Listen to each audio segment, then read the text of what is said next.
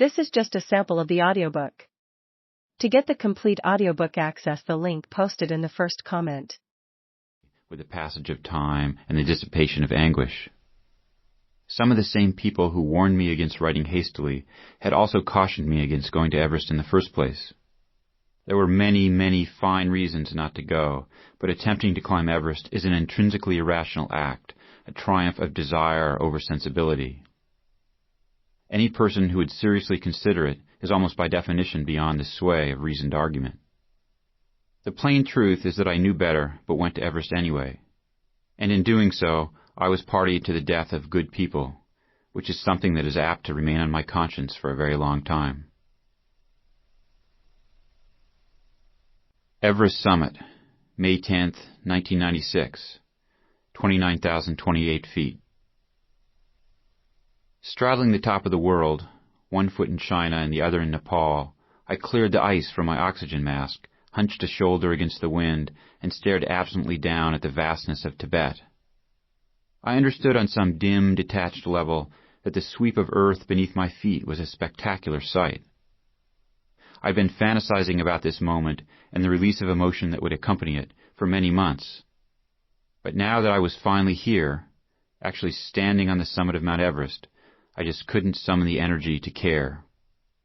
It was early in the afternoon of May 10th, 1996.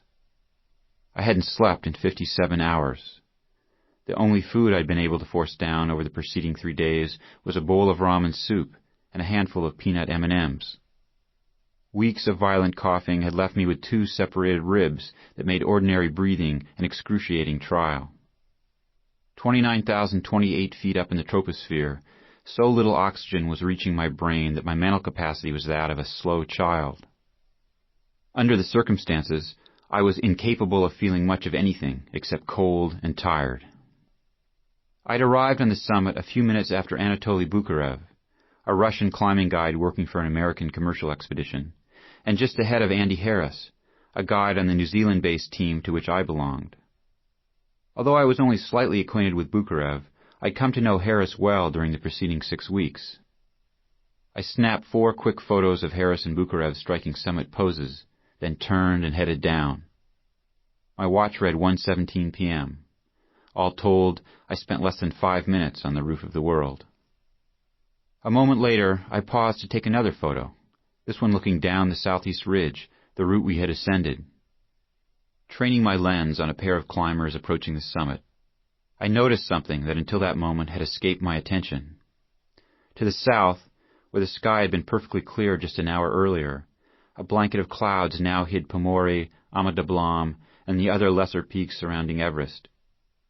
Later, after 6 bodies had been located, after a search for 2 others had been abandoned, after surgeons had amputated the gangrenous right hand of my teammate Beck Weathers, people would ask why, if the weather had begun to deteriorate, had climbers on the upper mountain not heeded the signs? Why did veteran Himalayan guides keep moving upward, ushering a gaggle of relatively inexperienced amateurs, each of whom had paid as much as $65,000 to be taken safely up Everest, into an apparent death trap? Nobody can speak for the leaders of the 2 guided groups involved, because both men are now dead. But I can attest that nothing I saw early on the afternoon of May 10th suggested that a murderous storm was bearing down. To my oxygen-depleted mind, the clouds drifting up the grand valley of ice known as the Western Coombe looked innocuous, wispy, insubstantial. As I began my descent, I was extremely anxious, but my concern had little to do with the weather. A check of the gauge on my oxygen tank revealed that it was almost empty. I needed to get down, fast. The uppermost shank of Everest's southeast ridge is a slender, heavily corniced fin of rock and wind-scoured snow that snakes for a quarter-mile between the summit and a subordinate pinnacle known as the South Summit. Negotiating the serrated ridge crest presents no great technical hurdles, but the route is dreadfully exposed. After leaving the summit, 15 minutes of cautious shuffling over a 7,000-foot abyss brought me to the notorious Hillary's Step, a pronounced notch in the ridge that demands some technical maneuvering. As I clipped into a fixed rope and prepared to rappel over the lip, I was greeted with an alarming sight. 30 feet below, more than a dozen people were queued up at the base of the step. Free climbers were already in the process of hauling themselves up the rope that I was preparing to descend. Exercising my only option, I unclipped from the communal safety line and stepped aside.